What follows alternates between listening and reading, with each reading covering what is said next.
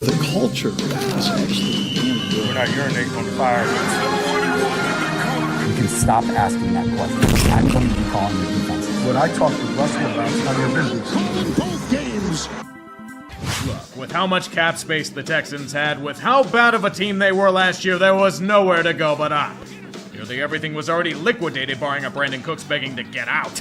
Speaking of that, he's now free from this dude. The haul must commence. Look at all the acquisitions they brought in and see the rewards. Case Keenum as a mentor under center. Devin Singletary and Andrew Beck as running backs. Robert Woods and Noah Brown for the receiving corps. Dalton Schultz moving down south to play tight end. Shaq Mason acquired from Tampa Bay. And all those pieces on defense. Jimmy Ward, Sheldon Rankins, Hassan Ridgeway, and much more. But what Houston's planning for is their future QB at number 2. He'll have an elite blindside blocker for a long time when he gets here. Laramie Tunsil reclaims his throne as the highest paid tackle in the game. A well-deserved reward for grinding through years of awful football. And probably another year or two of rebuilding. The Houston Texans select C.J. Strouds, quarterback, Ohio State. The question on everyone's mind. Do the Texans pick a QB at number 2? Do they go for Will Anderson and cause endless chaos?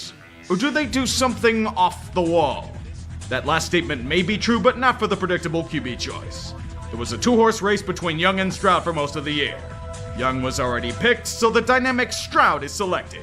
Houston has been looking for their next savior since Deshaun Watson left for the fool's gold of Cleveland. Stroud has a good shot of being their next guy. Welcome to the new age of Texans football. Hopefully it isn't a cock tease like the last one. The Houston Texans select Will Anderson Jr., linebacker, Alabama. Holy shit. The Houston Texans are getting ultra aggressive and I kinda like it. Trading a massive haul to the Cardinals, including next year's first rounder to pick up a potentially generational edge rusher. Nick Caserio's doing everything he can to save his job. If Anderson pans out like we all suspect, the AFC South is going to be in hell. The ultimate risk for ultimate rewards. Go get him, Nick. You don't have Jack Easterby preaching the Book of Revelations to you anymore. Break yourself free of his chains. This team is still trying their best to clean up the mess left by Bill O'Brien. And the rebuild will continue with anything resembling haste. CJ Stroud, this is your show now. You're going to be thrown into the fire just like Deshaun was. You unfortunately don't have many weapons to play with. But the blindside blocker got paid the big bucks again, so protection isn't the worst. Houston is a group with a bunch of placeholders and hungry younger players eager to make a name for themselves. The only aspirations for the Texans this year? Keep out of the Tank Bowl. Not only for personal pride, but because Arizona has their first round pick. It'd suck if they gave up Caleb Williams in the process. In the AFC East, regardless of competition, the Bills are still the best in class in my opinion. AFC North, barring more injury to Joe Burrow, Cincy takes it with their elite offense. The AFC South, it's Jacksonville's to lose. They have to win it by default, right? Although we did say that about Tennessee last year. And the AFC West is a Kansas City affair. As usual. Wild cards, though, they're really hard to gauge. Pick them out of a hat, I guess. Ravens, Chargers, and Jets. Why Jets? Because this is usually how ridiculous it tends to be. Sue me. I'm sorry for all the teams I jinxed as always. I regret nothing. I don't know what the hell you pissed off Baltimore, but I'd strongly recommend appeasing that god before it's too late. On the surface, it's a rather convincing win. The Texans were outclassed in many facets. The Ravens teammate C.J. Stroud's debut was miserable as possible. The standard fare with little drama against a team they should beat. However, the blood toll must be paid, and it will be brutal in cost. Mark Andrews ruled out before the game. Ronnie Stanley injured. Tyler Linderbaum injured. Marcus Williams tore his pec, and J.K. Dobbins cursed to hell and back. Torn Achilles after a torn ACL on a contract year. The gods show absolutely no mercy. And to make it worse, Lamar was far from optimal in the new offensive scheme. Still time to right the ship there, but the injuries, man. Did you make a deal for 2012? Is that the reason why there's so much pain here?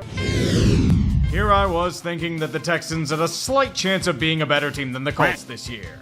Hey, there are different shades of shit, it can be measured that way. Perhaps I underestimated how terrible Houston really is. A defense that could hold on against Lamar Caduso versus Anthony Richardson, right? Nope, that was a lie. diced on the ground again and again and again. Even as AR was knocked out due to a concussion, the misery did not end. Gardner Minshew picked up the slack. CJ Stroud is being sentenced to die behind whatever this O-line is. It's a miracle he threw for as many yards as he did. At this rate, the correct comparison is 2002 David Carr. The whole city died on repeat. I saw more fight on the goddamn concourse than out of the Texans. I'd call a few of those brawlers up for the practice squad. It couldn't be any worse than being outmatched by the Colts of all teams. So Jacksonville, are you going to explain to us what the fuck is wrong with your offense? This is the second straight week against a supposedly bad defensive opponent where everything has looked out of sorts. Not even somewhat, but entire wiring and mainframes are borked. Calvin Ridley apparently can't catch a damn pass or do anything right these days.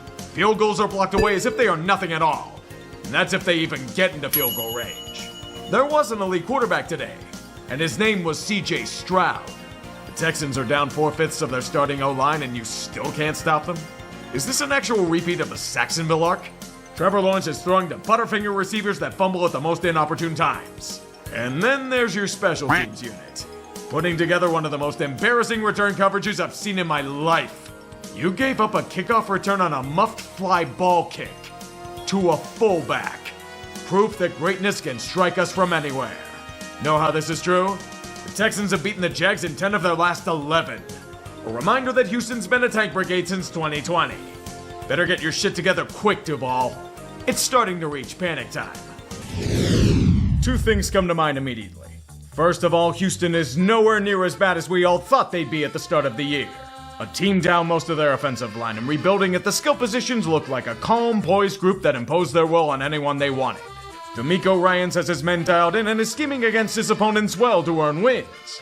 On the other hand, Jesus fucking Christ, the Pittsburgh Steelers look like puke.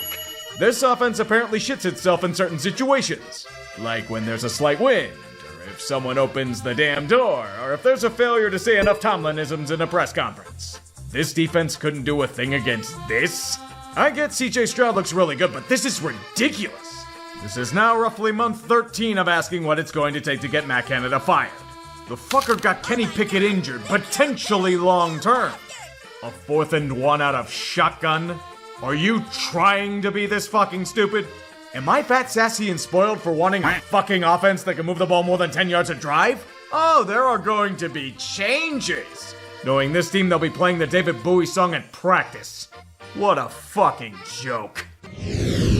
Arthur Smith has many pundits shitting on him for his baffling offensive decisions, but they somehow work. Desmond Ridder has been a mess these past few weeks, but he still gets the call against Houston. The Falcons are a very, very strange team this year. They'll be relatively quiet as an upstart Texans gang chips away at everyone's sanity and attendance.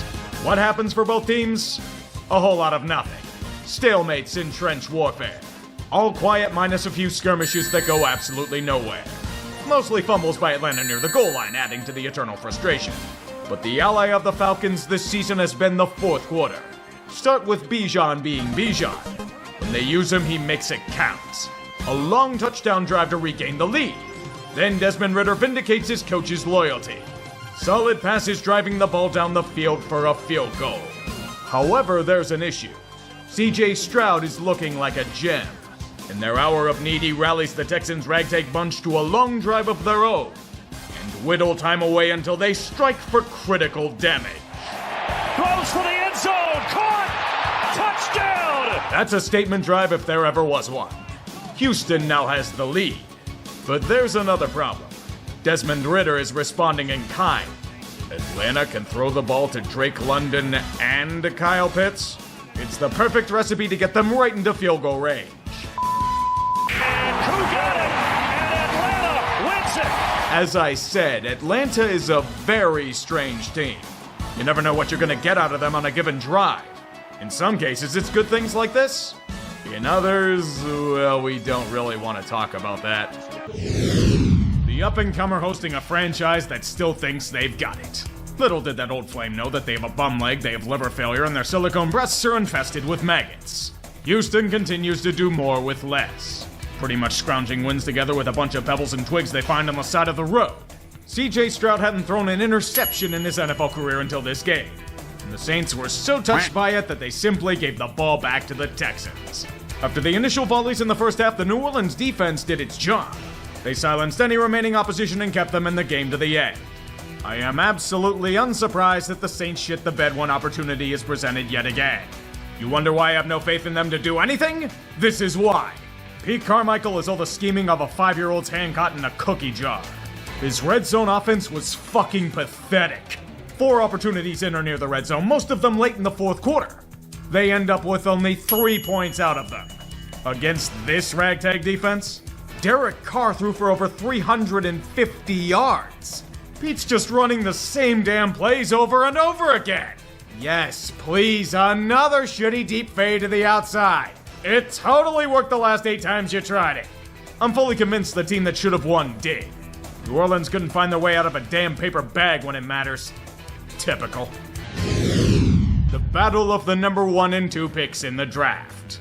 CJ Stroud may be showing promise, but Bryce Young has been sent to die in Charlotte. Things are getting a bit dire, and Frank Reich has voluntarily relinquished play-calling duties at gunpoint. Considering all we've seen in the mess that Carolina is right now, the Texans should be putting their offense in cruise control and driving to an easy win. However, nothing is ever easy. Regardless of what they attempt, Houston can never shake off the bloodsucker on their body. Self-inflicted wounds and an offense that can't get off the ground most drives gives Carolina a chance only down by 1. Their defense is still pretty good though, so it's to be somewhat expected. What isn't expected is Bryce and the Panthers running off a drive at their own 9-yard line. Young flashes the talent that made him a first overall pick, eating up shitloads of clock and holding off the Hounds of War for their first win on the year. Wait, the Panthers won. What the hell? Special shout out to Tavier Thomas for committing 3 straight penalties to end the game. 2008 Lions and 2017 Browns popped the champagne bottles. An 0-17 team will not usurp you this year. Sometimes when you get 2 mid-tier franchises that engage in warfare, you get a match for the ages. Call it a combination of excellent play and exposing the flaws of each team, but when the Bucs and Texans dueled in Houston, it was a special event. Both squads flashing the talent that either brings hope to the future or harkens to championships past. Baker Mayfield's revenge tour will continue on with haste as he dices up his opposition. But his rival will more than rise to the occasion. CJ Stroud is destroying worlds, making the Bucs secondary look terrible with dimes aplenty. Deep balls to Noah Brown and Tank Dell? Absolutely effortless. Potentially transcendent talent that makes a team certainly forget about previous quarterbacks. The Sky Fight is on. A showcase of underdogs strutting their stuff in front of an eager crowd. Touchdowns shared in the fight as it's all tied up at 30. Houston pushes down the field in response again, but they're too far from the goal line to counter. It's time for a field goal. Only issue is that Houston's without a kicker. Miami Fairbairn's out for the game and they're down to emergency options. But out of this adversity comes greatness. You've heard of fat guy touchdown. Now introduce yourself to running back field goal. Dare Agunbowale's doing yeoman's work and then some. A true legend. The defense has finally managed to stop the tide, albeit temporarily. Tampa Bay has ambitions all their own. They don't just want to tie, they want to win. Baker's doing all he can to make it happen, saving the day repeatedly with great throws to receivers. The 1 fumbles in the red zone, which the Bucs fortunately recover.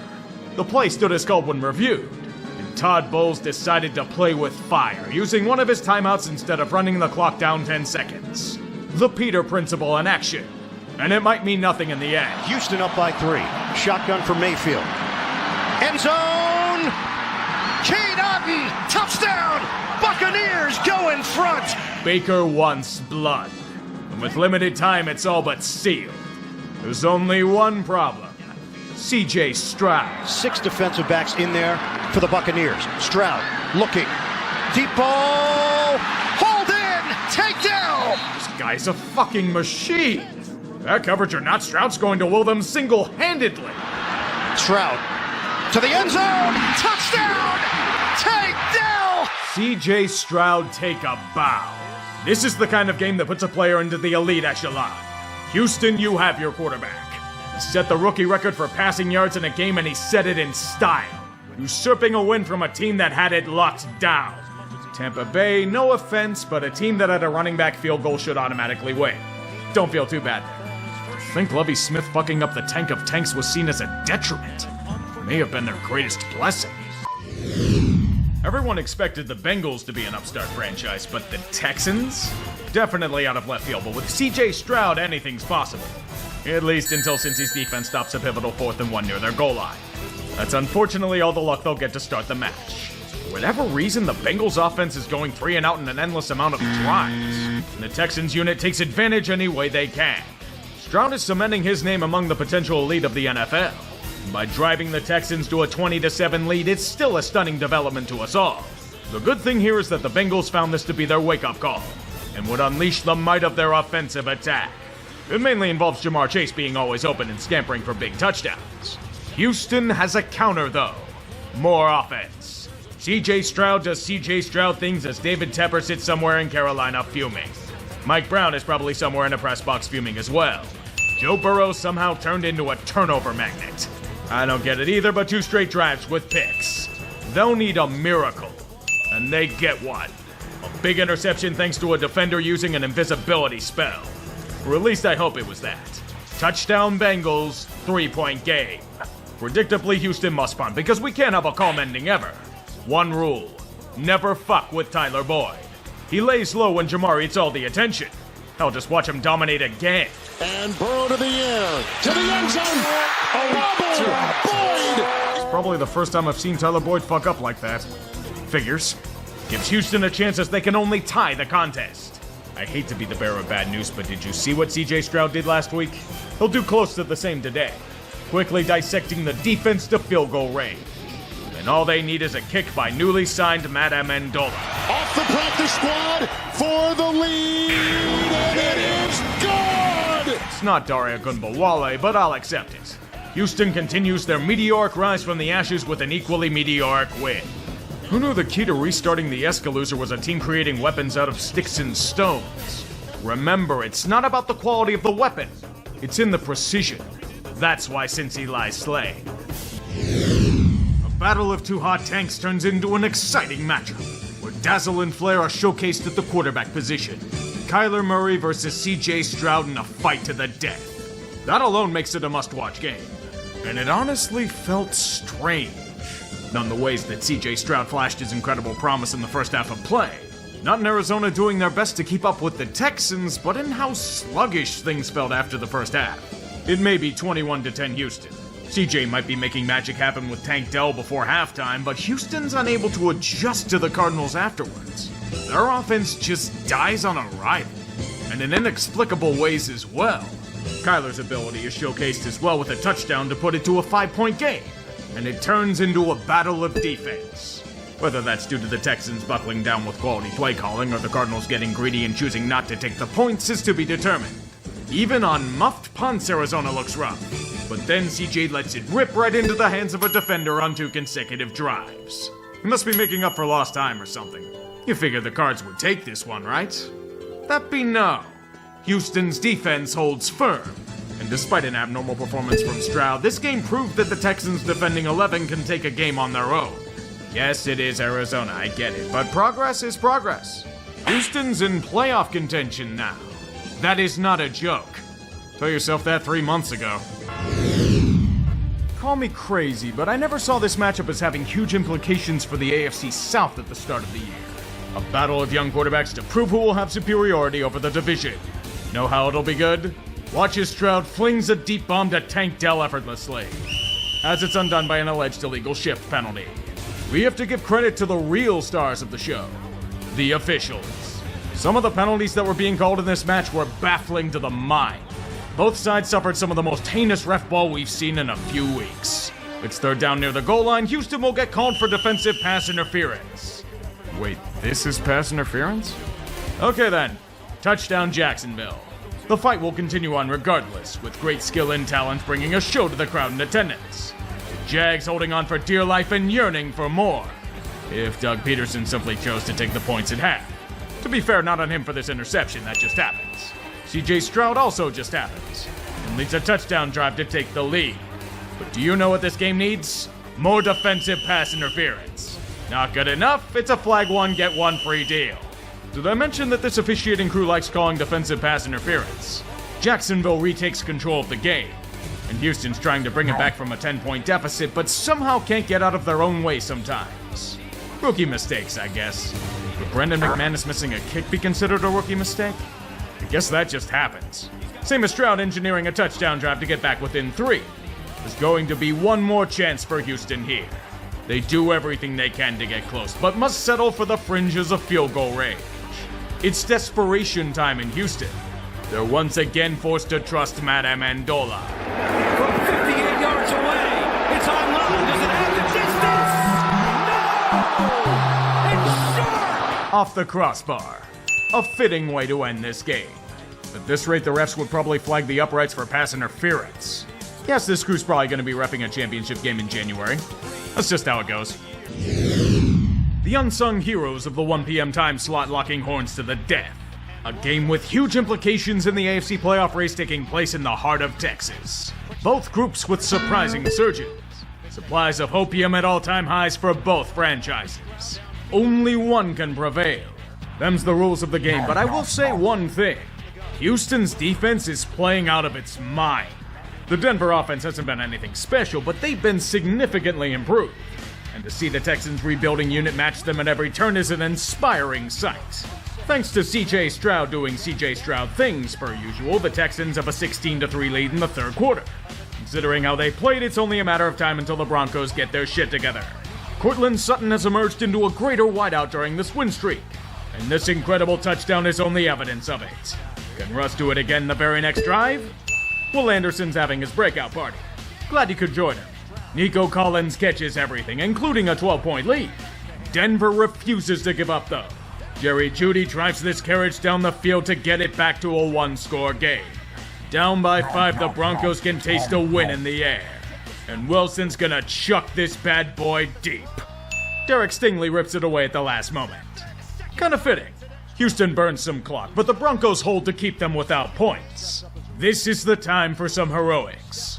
Russell Wilson's been doing a good bit of it as of late, and lo and behold, it's happening again.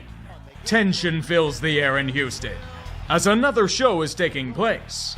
Fourth downs being converted repeatedly.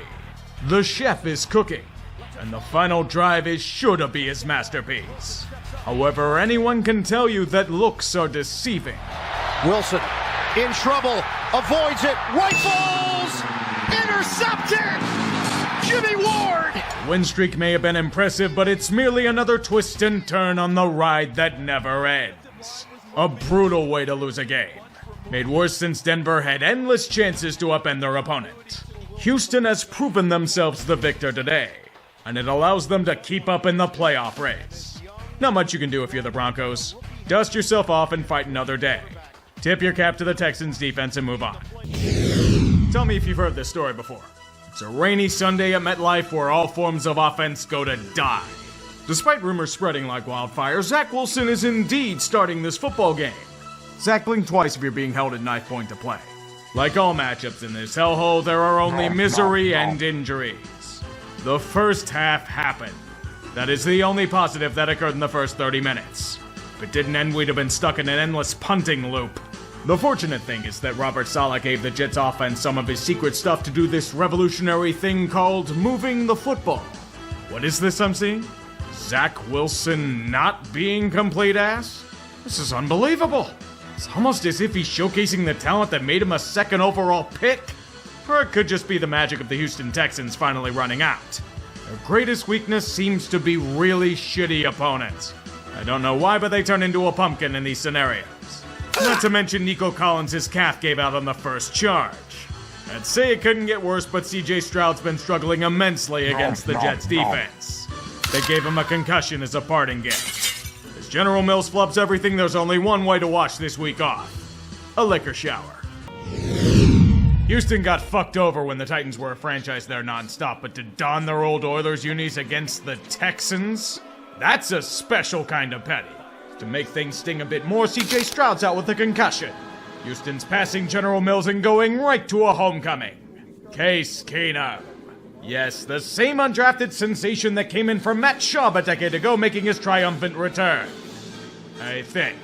Considering that it's 13-0 early on after a ghastly pick six, the Titans are giving Houston yet another fuck you in their long history. Alright boys, huddle up. Your team is dealing with a shitload of injury, your best receivers are out, and you're starting a veteran backup. All you can do is minimize your mistakes and try to coax points out of whatever you have left.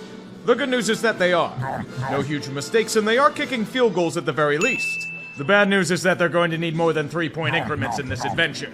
Tennessee managed to get some semblance of offense going again, despite Derrick Henry having one of his worst performances as a Titan. A field goal has made this a 7-point affair. Case Keenum needs to pivot from his 2016 Rams days to his 2017 Vikings vintage. The miracles that man pulled off that year were the stuff of true legend. And he's doing the same in Nashville. Music to the ears of everyone back home. Even if the passes were incredibly dangerous and should have been picked. However, it's enough to bring the game back to a manageable state. A tie game. The only option is clear. Sudden death. Neither offense can manage to accomplish anything in this do-or-die situation.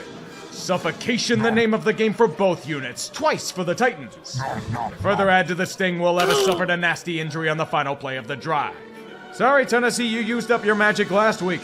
This time, it's Houston's chance to steal a win from the clutches of fate. You can stop them at any time, boys. Devin Singletary could get a touchdown, but we need to add to the drama with a holding penalty. Time is reaching 0. And Kaimi Fairbairn has everything depending on his leg. John Weeks, the snapper. Cam Johnston, the holder. Fairbairn's kick is good. And the Texans win it. My God, they did it. No CJ Stroud, and they pull a rabbit out of their ass against all odds. Yes, it's only the Titans, I don't give a shit. This win gives their season a much-needed lifeline. We assumed their power was gone, but they discovered some more reserves. It gives them the greatest prize. A middle finger to Bud Adams' grave. We are in the most desirable of all possible timelines. A world where Joe Flacco is leading a team to a playoff run in 2023. What a time to live! Those beautiful rainbow spirals harkening back to 2012, it's a throwback to a better era. Joe Flacco is elite. Not even the sarcastic elite we were throwing around 6 years ago. Legitimately elite. The first time throwing over 300 yards in 3 straight games in his career. Leading the charge to victories left and right with his arm. You may argue that the Texans are battered to all hell and the Magic's running out, but fuck you. This is the meme that the football world has been dying for. Cleveland has not only all but purchased a ticket to January, they stamped and sealed that baby with a shitload of injuries that keep piling up in their mass grave. Case Keenum's revenge tour against the Browns ain't got nothing on Flacco magic. He went to a St. Louis Rams for him. So bad he got benched for General Mills, part of this balanced breakfast. If there's any good news, Houston, you might have Stroud back next week. Do or die time. Good luck. In part 2 of the middle finger to Bud Adams, Houston is getting much-needed reinforcements as CJ Stroud and Nico Collins are back. Unit ready. Were they needed? The Titans are treading in the pits of despair, but they're limited in talent and simply waiting for the offseason to reassess things. Will Levis did return this week, but it was only brief. After it became 17-0 on a fumble recovery, he was injured on that play. That might mean the end of his season. It's the return of Ryan over the hill. And Tennessee is simply Tannehill. They could do nothing on either side of the ball to stop their opponent. The Texans may be devastated by injury and running on fumes, but their playoff hopes are still a very real possibility. Depends on their match against Indianapolis next week. One team expected to do nothing this season against another. That's what we call playing with house money. This is what the final week of play is all about. Win or go home. All or nothing. Those are the stakes for these two massively overachieving teams seeking the grand prize of unlimited house money. If you're the Texans, CJ Stroud alone is a bounty many teams envy. While the Texans might be dreaming of a postseason with a 14-3 lead, one man has come to wreck those ambitions single-handedly. Jonathan Taylor. The battered Houston defense cannot stop him whatsoever. A tie game as quickly as he scurries for a touchdown. Just as we expected. A neck-and-neck affair with both groups of men desperate to move on. In some regards, the only thing ending the Colts are themselves. After a doink trading field goals with one another as neither can truly find the pay dirt in the confines of Lucas Oil. What we need is a statement drive. Guess who claims it? If you guess CJ Stroud, why are you all that surprised? Look at what he's doing. Dazzling balls, escaping acrobatics, the kind of stuff that can make franchises dream of a golden decade. He might already be here for the Texans. If Kaimi Fairbairn doesn't miss his first PAT of the year, it's desperation time for Indy. And even if he's hurt, you have to feed Jonathan Taylor with the game he's been having. This drive is all Taylor. And the red zone has been breached. 4th and short, season in the balance. Should be an easy conversion. It's in Minshew's hand, and a drop by Goodson. Tyler Goodson's gonna be haunted by this drop and his nightmares. Bad throw, but it was catchable. Wait a minute, why wasn't Jonathan Taylor out there? If you were worried about him catching passes, what about Zach Moss? Too many mistakes send them right to the glue factory. I will say this. I respect them for a team I thought would be fucking terrible this year. It's a lot more than I can say for most. Sometimes all it takes is a year to change the fortunes of a franchise. Last January, the Texans were a walking joke. Houston had just fired 3 coaches in 3 years, removed the cancerous tumor known as Jack Easterby, and pissed away the first overall pick by winning. We laughed at them for fucking their tank. Little did we know that Lovie Smith was doing them a favor. CJ Stroud is an absolute gem. A game-changing weapon that has helped to not only turn around the fortunes of a dying franchise, but give it superpowers. Winning the AFC South after years in the abyss? Jacksonville did collapse, but this is impressive as hell. They're a great story, but it's going to be a long shot to do anything at this level. Underneath the hood, this team's got a shot transmission, blown out radiator, and a battery leaking acid. Wrecked by injury on most fronts. Been playing with a patchwork offensive line for most of the damn year. Their defense has turned into a Frankenstein of salvaged parts. Can CJ and D'Amico Ryans pull off the miracle of miracles? Be fun to watch if they could. Even if they predictably lost, the Texans should have absolutely no shame in how this played out. They kept up with the AFC's best for an entire half. It's just that their flaws became apparent under the assault of Lamar. Their defense is wrecked by injury, and their offensive line is just a wreck on top of injured. Spent a long time trying to defy fate itself, but it always comes to collect its due. No one was stopping the Ravens' running game here, to be fair. Lamar Jackson was a man possessed, and the Ravens would have been memed to death if they had lost. I don't think Houston's feeling too bad. Potentially generational QB, a face of the defense in Will Anderson, one of the best head coaches in football. Future so bright in H-Town we're blinded. Well done, lads. Here's to an excellent season. Keep it up.